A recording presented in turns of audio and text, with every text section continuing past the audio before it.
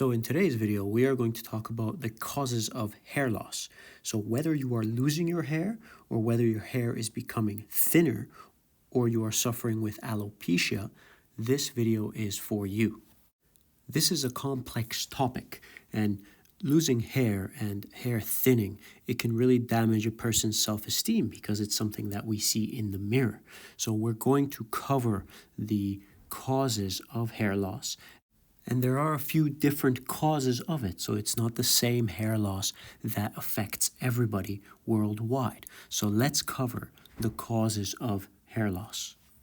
So what is hair loss and where does it happen? So does it just happen on the crown of the head? Does it happen on the sides of the head? Or does it happen somewhere else entirely? So let's go through the causes of hair loss. I see a lot of videos preaching about cures for hair loss and things like that, but I wish I could say there's a magic pill you could just take to regrow your hair. But there are a few things to understand that we will cover in this video about the causes of hair loss.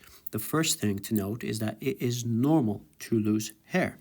So we can lose between 50 and 100 hairs per day without even noticing. Hair loss is not usually anything to be worried about, but occasionally it can be a sign of a medical condition. Just this morning, I took a look at my pillow and I can see that there is some hair loss there as well. So it's unnoticeable most times, but sometimes it can get evident. Not all hair loss is the same. And we need to keep this in mind when we're looking at cures and things you buy from the store or from the internet. So let's get into it. What is hair loss? And what is alopecia? So they're often interchangeable terms. So alopecia or hair loss, that's what we're going to be talking about in this video. They're often interchangeable. And the first thing to note about alopecia or hair loss is that it can be permanent or it can be temporary. So this is something very important to note in the context of the causes of hair loss. It can be permanent or it can be temporary. So oftentimes we need to distinguish what the cause is, and then we can work our way from there. So when we have alopecia or hair loss, it can be permanent or it can be temporary. We just discussed that. But also it is hair loss. So it can be just focused around the scalp, or it can be elsewhere on the body as well. So it doesn't just have to be on the top of the head where we usually associate alopecia or hair loss with. So this is an important distinction to keep in mind. And then another thing to discuss about alopecia or hair loss is that it can be diffuse, meaning it can be all over, global, or it can be localized, so focused on one specific area. So this is something to keep in mind as well when we're thinking about the causes of hair loss. So it's not all the same. And then a very other important distinction to make between hair loss and the causes of hair loss is whether there is something called scarring. So is it scarring hair loss? Is it scarring alopecia? Or is it, well, you guessed it, is it not scarring? So is it scarring hair loss or is it not scarring hair loss? And examples of scarring hair loss can be, for example, burns. So when you get a burn, that's an example of a scarring hair loss. Also, radiation can cause something like this, a scarring type of alopecia.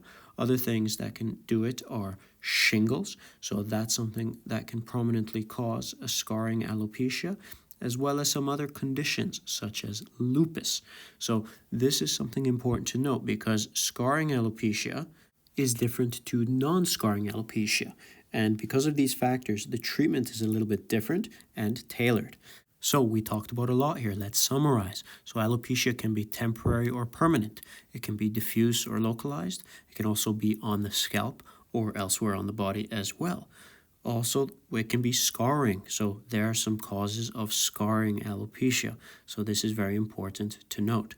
And now we're going to focus in on the diffuse and localized part. So we have the scarring we just spoke about, and now we're going to talk about the diffuse or the localized aspect. So it can be diffuse non-scarring alopecia, or it can be localized non-scarring alopecia. So now let's zero in on the two of these. So when we are talking about localized non-scarring alopecia, This is an example of it, and this is an example of alopecia areata. So this is a very, very well-known common cause of localized non-scarring alopecia. It's a common inflammatory condition. It has a family history to it. You tend to recover, but not everybody does. And other causes of it can be ringworm, trauma, hair pulling, so that traction action. So as you can see, there's a psychological component to it as well sometimes in people. So these are examples of localized non-scarring alopecia. And then when we move on to the diffuse non-scarring alopecia, we prominently think of our hormones. So things to consider here are the thyroid and the pituitary gland. So these are two glands that secrete hormones, and they play a role in hair health and whether somebody can have possible alopecia or not. Then another example of diffuse non-scarring hair loss is whether it is drug-induced. So drug-induced hair loss is quite common, so you often see that in chemotherapy, for example. Then another cause of diffuse non-scarring alopecia is diet-related. So there's lots of vitamins and minerals that we need for optimal hair growth. So when there are signs of malnutrition, that's a bad thing. Primarily, we start to think about iron deficiency. We need our hemoglobin, we need our iron. The other thing is zinc as well. So there is a diet component to it there. Diffuse non-scarring alopecia, another prominent example, is one of the most common ones that we read about and the most worrisome ones, in the sense of it being always on our mind, is male pattern baldness, androgenic alopecia. So this is something that's very much talked about these days, and this is something that typically responds to topical minoxidil and oral finasteride. And the reason for this is that because there is a genetic component to it and there's an androgen component to it, particularly related to DHT, so dihydrotestosterone. So this is something that we need to keep in mind, but there can also be female pattern hair loss as well. But it's important to note that women should not use finasteride because there's a lot of negative consequences there. The other thing to note about minoxidil and finasteride is that they do not work for everybody. They can be expensive, and they only work for as long as it's used. So once you stop using it, then the hair loss returns. So that's something very important to note. And thus this kind of a treatment is a lifelong commitment. There are other options such as wigs, such as getting hair transplants and things like that, but that falls into the treatment side of things, which we'll cover in another video. And there are also side effects, so that's something to note as well. It can impact your libido and things like that. So in this instance, genetics plays their role, nature plays their role. So for some causes you can treat, for other causes you can only treat temporarily or try to treat as much as you can. But overall it's not so grim. I mean, there's lots of progress in terms of management, whether it's a permanent thing or a temporary thing, and it's not so grim. And a lot of the times looking in the mirror, it's not as bad as you think. So that was a quick video on the causes of hair loss and alopecia. Please leave a comment in the section below about what you think regarding the topic. We're going to cover more videos in regards to treatment options and other things like that for hair loss. It's a wide and varied topic. You see plenty of topics about it on the internet now.